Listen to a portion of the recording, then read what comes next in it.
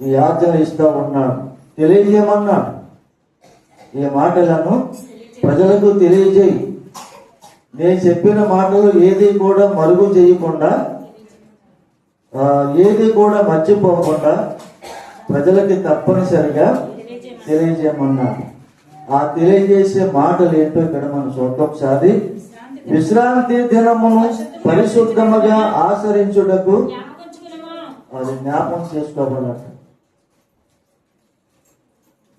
పరిశుద్ధ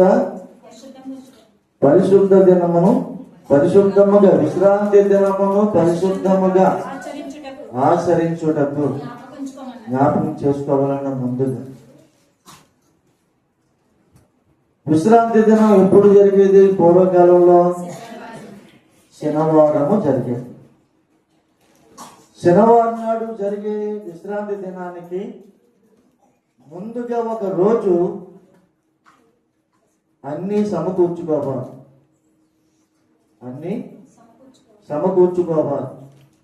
అన్నీ అంటే మన ఇంటిలోకి ఏదైతే అవసరమయ్యిందో ఆహార నిమిత్తము, పశువులకు ఏదైతే అవసరమయ్యిందో గడ్డి, నీళ్లు, ఇవన్నీ కూడా ఇంటిలో పనిచేసే వాళ్ళకి, పశువులకు ఒకనాడు ముందుగానే అన్నీ సిద్ధం చేసుకోమన్నాడు. ఎందుకు సిద్ధం చేసుకోమన్నాడంటే, విశ్రాంతి దినము పరిశుద్ధ దినముగా ఉంది గనక మీరందరూ కూడా ఆ దినాన్ని ఏం చేయమన్నాడు? ఆచరించడానికి జ్ఞాపకము చేసుకోమన్నాడు. అయితే విశ్రాంతి దినము శనివారం ఉండేది. ఇప్పుడు ప్రభు దినం ఏ రోజు అండి? ఇప్పుడు మనం ఆ శనివారం రోజున ఆచరించక్కర్లేదు. కొన్ని శాఖలు చెప్తున్నాయి కానీ వారికి అవగాహన లేక లేఖనాల్లో ఆదివారం కొంతమంది అనుసరించక్కర్లేదు, శనివారమే ఆచరించాలని చెప్పి కొన్ని శాఖలు చెప్తా ఉన్నాయి. అయితే వాక్యం మనకి ఏం చెప్తుందంటే, ఆదివారము ప్రభు తిరిగి లేచిన దినము గనక నీ కొరకు, నా కొరకు, మనందరి శాపము కొరకు, మరణము కొరకు దేవాది దేవుడు క్రీస్తు భూస్థాపన చెయ్యబడి శ్రమపడి మన ఆత్మలను రక్షించడానికి, శిలువలో తన ప్రాణాన్ని అప్పగించడానికి, ఆ శనివారం భూస్థాపన చేయడానికి, ఆదివారం తిరిగి లేవడానికి, మరణ పునరుద్ధానములను మనకి జ్ఞాపం చేసుకోవడానికి ఆచరించమని మనకి ప్రభు తెలియజేస్తున్నాడు. స్తోత్రం చెప్తామని. అయితే ఇందులో ప్రాముఖ్యమైన మాట ఏంటంటే, మొట్టమొదటిసారిగా విశ్రాంతి దినము ఆచరించుటకు పరిశుద్ధముగా జ్ఞాపకం చేసుకోమన్నాడు. ఆదివారము రోజు ఎంతమందికి జ్ఞాపకం ఉంటుంది? ఆదివారము ఎంతమందికి జ్ఞాపకం ఉంటుంది? అందరికీ ఉంటుంది. శుక్రవారం రాత్రి ఆరాధన ఉంటుందని చెప్పి ఎంతమందికి జ్ఞాపకం ఉంటుంది? చెప్పండి. దేవుడు మీతో హెచ్చరిస్తా ఉన్నాడు. ఎందుకంటే మొదటి మాసం చూశాడు, ఈ రెండో మాసంలో మరలా మనకి అవకాశము ఇస్తున్నాడు, ఇచ్చాడు కూడా. మొట్టమొదటిసారిగా మనము దేవుని నమ్ముకున్న తర్వాత దేవునితో మనము నిబంధన చేసుకున్నాం.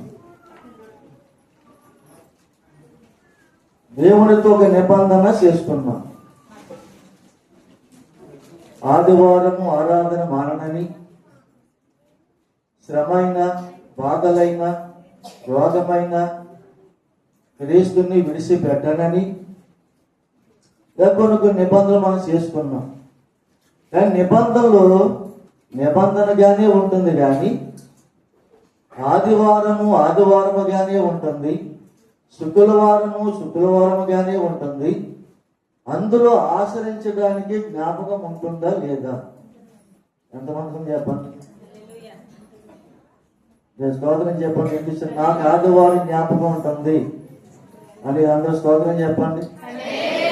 హల్లెలూయా. ఆదివారం జ్ఞాపకం ఉందని చెప్పి సంతోషంగా చేతులెత్తారు, దేవునికి స్తోత్రం చెప్పారు. గడిచిన నెలలో ఎన్ని ఆదివారాలు దొంగిలించారు ఏమో? దానికి స్తోత్రం చెప్పరా? దానికి కూడా స్తోత్రం చెప్పాలి కదా. ఎన్ని శుక్రవారాలు మానేశారు, ఎన్ని ఆదివారాలు మానేశారు. ఆదివారం జ్ఞాపకం ఉందని చెప్పని సంతోషంగా స్తోత్రాలు చెప్పారు. మరి మానేసినట్లు కూడా స్తోత్రం చెప్పాలి కదా. అన్నీ ఎందుకంటే మనకి దేవుడే చూసుకుంటారులే అంటాం, అన్నీ దేవుడే చూసుకుంటాడు. కానీ ఇక్కడ వాక్యం ఏం చెప్తుందంటే మనకి విశ్రాంతి దినమును పరిశుద్ధముగా ఆచరించుటకు జ్ఞాపకం ఉంచుకోవాలి. ఆదివారం వెళ్ళాలి, ఆదివారము దేవుని ఆరాధించాలి, ఆదివారం మందిరములోనే ఉండాలి, దేవుని కనబడాలి అనేది మనకు ఒక మంచి మనసు కలిగి ఉండాలి. నేను స్తోత్రం చెప్తావా? ఎందుకు పరిశుద్ధముగా ఆచరించాలి, ఆదివారం జ్ఞాపకం చేసుకోమన్నాడంటే చూడండి 9వ వచనం, 6 దినములు నీవు కష్టపడి నీ పనంతయు చెయ్యాలి. అంటే నీకు కలిగిన పని, అది వ్యవసాయ పనే కావచ్చు, ఉద్యోగంలో చేస్తున్న పని కావచ్చు, లేక చేతి వృత్తి కావచ్చు, ఏదైనప్పుడు నువ్వు చేస్తున్న ఏ పనిలో అయినప్పుడు కూడా 6 దినములు పని చేసుకొని ఏం చేయమన్నాడు? 6 దినములు నీవు కష్టపడి పని చేయాలట. కష్టపడకుండా భోజనం చెయ్యొద్దని చెప్పి వాక్యం ఉంది. కష్టపడకుండా భోజనం చేయకూడదట. కొంతమంది పని పాటలు ఏం చేస్తారంటే పనులు చేయరు, ఆహారం కావాలి, డబ్బు కావాలి, సంపాదనకి వెళ్ళాలంటే కష్టపడలేదు. కానీ ఇక్కడ సినాయి పర్వతం మీద ఇచ్చినటువంటి మాటలు, ఆజ్ఞలు ఏంటంటే మోసేకు మానవులు ఇశ్రాయేలు ప్రజలందరూ కూడా 6 రోజులు పనులు చేసుకోవాలి. 7వ దినము నీ దేవుడైన యెహోవాకు విశ్రాంతి దినము, అది దానిలో నీవైనను నీ కుమారుడైనను నీ కుమార్తె అయినను నీ దాసుడైనను నీ దాసి అయినను నీ పశువైనను నీ ఇండ్లలోనున్న పరదేశి అయినను ఏ పనియు చెయ్యకూడదు. అంటే ముందుగానే ముగించుకోమన్నాడు కదా, ముందుగానే సమకూర్చుకోమన్నాడు. అందుచేత విశ్రాంతి దినము పరిశుద్ధమైన దినము గనక దాన్ని ఆచరించడానికి జ్ఞాపం చేసుకోమన్నాడు. 2వదేమో 6 దినాలు కష్టపడమన్నాడు. 3వదేమో 7వ దినాన్ని విశ్రాంతి తీసుకోవాలి. అంటే విశ్రాంతి తీసుకోవాలని చెప్పాను. ఇంటికాడ మన దేవుని పని మానేసి దేవుని మంత్రం రాకుండా ఇంటికాడ ఉండి కూర్చోవడం కాదు.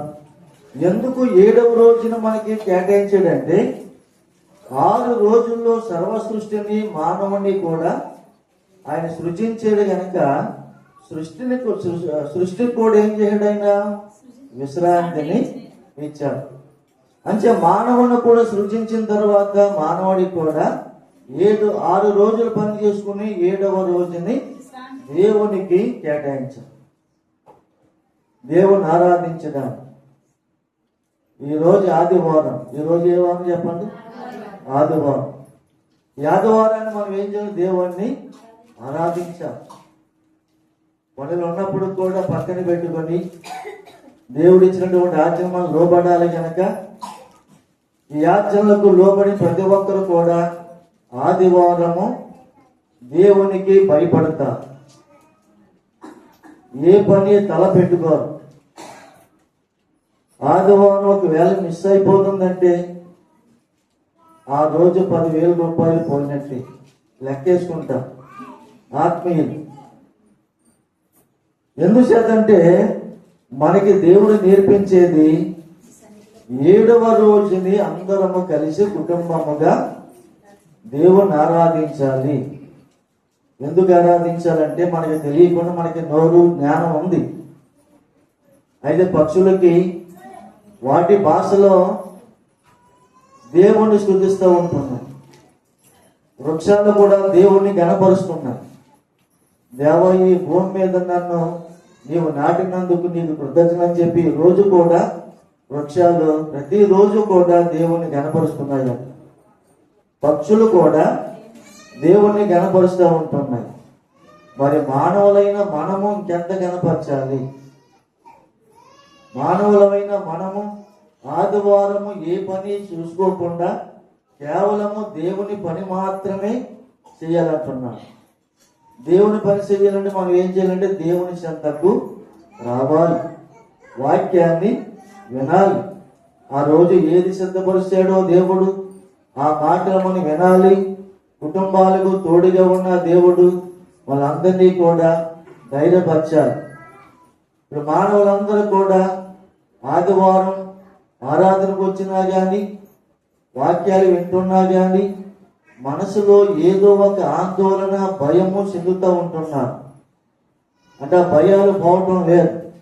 ఆ భయం పోవాలంటే మన జీవితాన్ని ప్రభు యేసుక్రీస్తు వారికి అప్పగించాలి.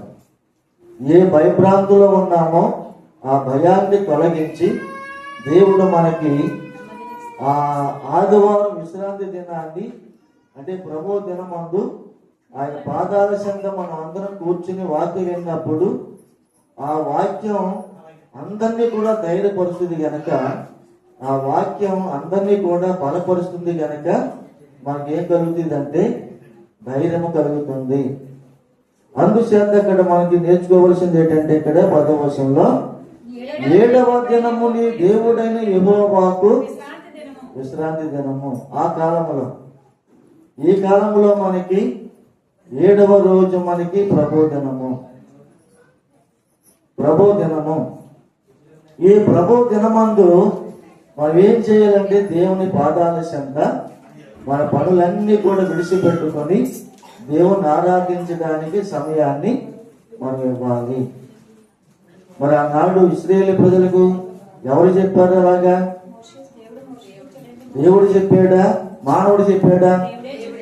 దేవుడే చెప్పాడు మానవుడితో.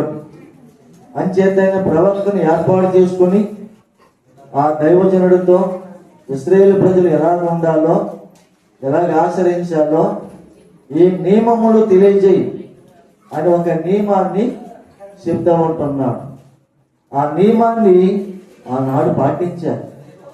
కానీ ఇప్పుడు ఆదివారం వచ్చిందంటే అందుకనే ముందేం చెప్పాడు అక్కడ? విశ్రాంతి దినమును పరిశుద్ధముగా ఆచరించుటకు ముందు జ్ఞాపకం చేసుకోవాలి. అందుకని శనివారం రాత్రి, రేపు ఆదివారం కనుక అన్ని సిద్ధం చేసుకోవాలి. మందిరానికి వచ్చినప్పుడు ఏ వస్త్రాలు ధరించాలో సిద్ధం చేసుకోవాలి. మందిరానికి వచ్చే ముందు శనివారం రాత్రి నీ కానుకను సిద్ధం చేసుకోవాలి. మందిరానికి వచ్చే ముందు నీ ప్రవర్తన కూడా సరి చేసుకోవాలి. ఎందుచేతంటే దేవుడు మనలను 6వ రోజున సంపూర్ణంగా చేసి 7వ రోజున విశ్రమించాడు, తన పనిని పూర్తి చేశాడు. అలాగే మనము 6 రోజులు కష్టపడి ఏ పని చేసుకుంటారో చేసుకోండి. వ్యవసాయ పని చేసుకుంటారా, ఉద్యోగం చేసుకుంటారా, లేక మీకు కలిగిన ఏ పనైనా చేసుకుని 6 దినాలు కష్టపడి పని చేసుకోండి. ఆహారాన్ని మంచి మంచి ఆహారాన్ని భుజించండి. మీకు కలిగిన దాంట్లో వస్త్రాలు ధరించండి. మీకు కలిగిన ధనములో మీరు తృప్తి కలిగి ఉండండి. 7వ రోజు పరిశుద్ధమైన ఆదివారం దినము గనక ఆయన మందిరములో దేవుణ్ణి మనము ఆరాధించాలని మనకి తెలియజేస్తాము. స్తోత్రం చెప్తాము. హల్లెలూయా. ఇప్పుడు ఏం చేస్తున్నాం? ఆదివారం కూడా పనులు పెట్టుకుంటాం. ఆదివారం కూడా పనులు పెట్టుకుంటున్నాం. ఆదివారము సడన్ గా వస్తారు చుట్టాలు, చెప్పా చేయకుండా. ఇవాళ ఆదివారం కదమ్మంటే అనుకోకుండా వచ్చేసి చూడాలని చెప్పంటారు. అప్పుడు ఏమైపోతుందంటే సమయం అంతా కూడా ఇంకా చుట్టాలతోటే గడుపుతాం. వాళ్ళు వచ్చిన చుట్టాలు కదా పండుగ ఫోన్ చేసి మళ్ళీ మందిరం తీసుకొస్తారా, వాళ్ళతో మంచి చెడ్డలు, పిల్లలు ఎలా ఉన్నారు, సంవత్సరం ఎలా సాగుతుంది, ఇవన్నీ కూడా జరుగుతాం. సంభాషణ అది అందరికీ ఉంటుంది. కానీ ఆ సమయంలో ఏం చేస్తామంటే మన ఈ దేవుని సన్నిధిని దొంగిలిస్తున్నాము. అంచేత 6 దినాలు మీరు పని చేసుకోండి, 7వ దినాన్ని దేవునికి ఆరాధన చేసుకోవడానికి సమయాన్ని ఇవ్వాలని తెలియజేస్తా ఉన్నాడు. 11వ వచనం, 6 దినములలో యెహోవా ఆకాశము, భూమియు, సముద్రమును, వాటిలోని సమస్తమును సృజించి 7వ దినమున విశ్రమించాడు. అందుచేత యెహోవా విశ్రాంతి దినమును ఏం చేశాడు? ఆయన 1 ఆశీర్వదించాడు, 2 పరిశుద్ధపరిచాడు. అంటే 2 తలాంతులు దేవుడు మనకి సిద్ధపరిచాడు. ఒకటేమో ఆశీర్వదించాడు, 2వది ఆ దినాన్ని పరిశుద్ధపరిచాడు.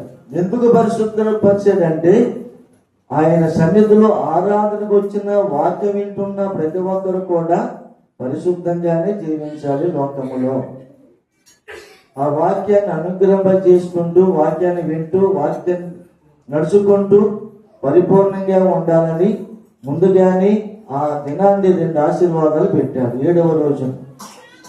ఎందుకంటే 6 రోజులన్నీ కూడా వృక్షాలు చేసి నాటాడు.